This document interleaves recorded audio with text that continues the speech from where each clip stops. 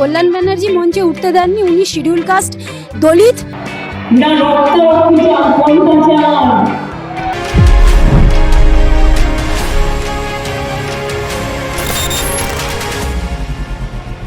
নমস্কার, দেখছেন ভোটের কাচালি সঙ্গে বর্ণালী। চলে এসেছি আবারও নতুন পর্ব নিয়ে, রাজনৈতিক নতুন কাচালির গল্প নিয়ে।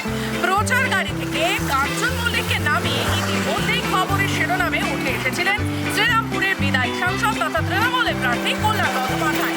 এবার মুখ্যমন্ত্রীর সভা মঞ্চে খোদ প্রাক্তন সংসদকে উঠতে না দেওয়ার অভিযোগ উঠল তার বিরুদ্ধে। বিদায়ী সাংসদ অপরূপা পোদ্দার মঞ্চের পিছনে দাঁড়িয়ে রয়েছেন, কিন্তু মঞ্চে উঠছিলেন না। কেন তিনি মঞ্চে উঠছেন না সেই বিষয়ে প্রশ্ন করতেই কার্যত ফুঁসে উঠলেন আরামবাগের বিদায়ী তৃণমূল সাংসদ। সরাসরি নাম ধরে কল্যাণ বন্দ্যোপাধ্যায়ের বিরুদ্ধে উগরে দিলেন ক্ষোভ। সব তো তুমি ক্যামেরাতে সব তো তুমি ক্যামেরা বন্দি করেছো। কল্যাণ ব্যানার্জি মঞ্চে উঠতে দেননি, উনি শিডিউল কাস্ট দলিত, মাইনরিটিদের বিপক্ষে। আমি এখনো দলের এমপি। লোকসভা ভোটে এবার টিকিট পাননি অপরূপা। তার বদলে ব্রিগেডের জনগর্জন সভা থেকে আরামবাগে তৃণমূলের প্রার্থী হিসেবে ঘোষণা করা হয়েছে মিতালি বাগের নাম। আর এবার মিতালির সমর্থনে তৃণমূল সুপ্রিমো জনসভার মঞ্চে খোদ বিদায়ী সংসদকেই উঠতে না দেওয়ার অভিযোগ উঠল কল্যাণ বন্দ্যোপাধ্যায়ের বিরুদ্ধে।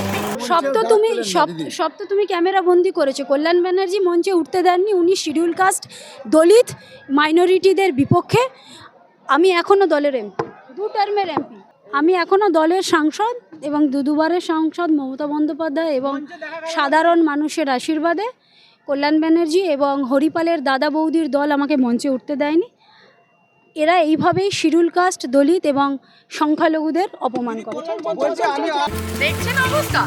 এদিন অপরূপার বিস্ফোরক অভিযোগ শুনে পাল্টা দিয়েছেন শ্রীরামপুরের তৃণমূল প্রার্থীও।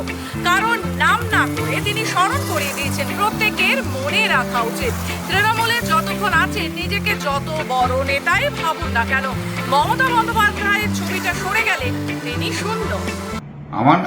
আমার বিরুদ্ধে আমার সময় ব্যক্তিগত ওদের আক্রোশ আছে, আমার কিছু করার নেই। আর শিডিউল কাস্ট মাইনরিটি এগুলো আমাকে সঙ্গে শুনিয়ে কোনো লাভ নেই। সিম্প্যাথি ড্র করার জন্য এসব যারা কথা বলে সস্তা দরের কথাবার্তা বলে। আমি শিডিউল কাস্টদের জন্য কি করি আর মাইনরিটিদের জন্য কি করি আমার ভোটাররা সব জানে। এরা ব্যক্তিগত এদের রাগ রয়েছে, ব্যক্তিগত রাগ মেটাচ্ছে, কি এসে যাচ্ছে আমার। এবার আসছি আরেক গল্পে। ভোটের দিনের কৌশল, ত্রিশূল, হকি স্টিক সব চলবে, সব রেডি আছে। একই বললেন দিলীপ ঘোষ, বরাবরই বেলাগাম দিলীপ ঘোষ। প্রচারের শুরু থেকে শেষ অবধি একই ভাবমূর্তি ধরে রাখলেন বর্তমান দুর্গাপুর বিজেপির হুঁশিয়ার নেতা। সব চলবে, সব রেডি আছে। দেখবেন আমাদের এই কর্মীরা দাঁড়িয়ে আছে না, ভোট এরাই করাবে। ওই যে নেতারা ভোট করা তো সবকে বাড়ি ঢুকিয়ে দেবো, আর বেশি বাড়াবাড়ি করলে ভোটের পরে বড় ঘরে পাঠিয়ে দেবো। দিলীপ ঘোষের এই বেলাগাম মন্তব্য নিয়ে শুরু থেকেই চর্চা হচ্ছে। শুক্রবার সাংবাদিকদের মুখোমুখি হয়ে চাচা ছোলা ভাষায় একধারে যেমন আক্রমণ করলেন রাজ্যের শাসক দল তৃণমূলকে, তেমনই আক্রমণ চালালেন বামেদেরও। ছাড়লে না পুলিশকেও। কাকে কাকে ঠিক কি বলেছেন আসুন শুনে নিন। দেখতে পাবেন যে যেমন প্রয়োজন হবে সেরকম সবই প্রস্তুতি আছে। যাকে যেমন ট্রিটমেন্ট করে আমরা করব। এখানে অনেক ছোট ছোট ইঞ্চি ফুট সাইজের নেতারা দাপিয়ে বেড়াচ্ছে, টিএমসির ভয় দেখাবার চেষ্টা করছে, লোকেরা হাসাহাসি করছে তাদের নাটক দেখে। সব চলবে, সব রেডি আছে। দেখবেন আমাদের এই কর্মীরা দাঁড়িয়ে আছে না, ভোট এরাই করাবে। ওই যে নেতারা ভোট করা তো সবকে বাড়ি ঢুকিয়ে দেবো, আর বেশি বাড়াবাড়ি করলে ভোটের পরে বড় ঘরে পাঠিয়ে দেবো।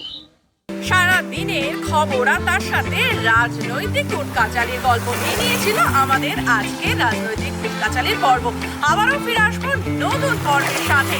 দেখতে থাকুন, এনজয় করতে থাকুন, সাথে সাথে লাইক কমেন্ট শেয়ার করতে কিন্তু একদমই ভুলবেন না। দেখতে থাকুন খবর বাংলা, খবরের খবরদারি।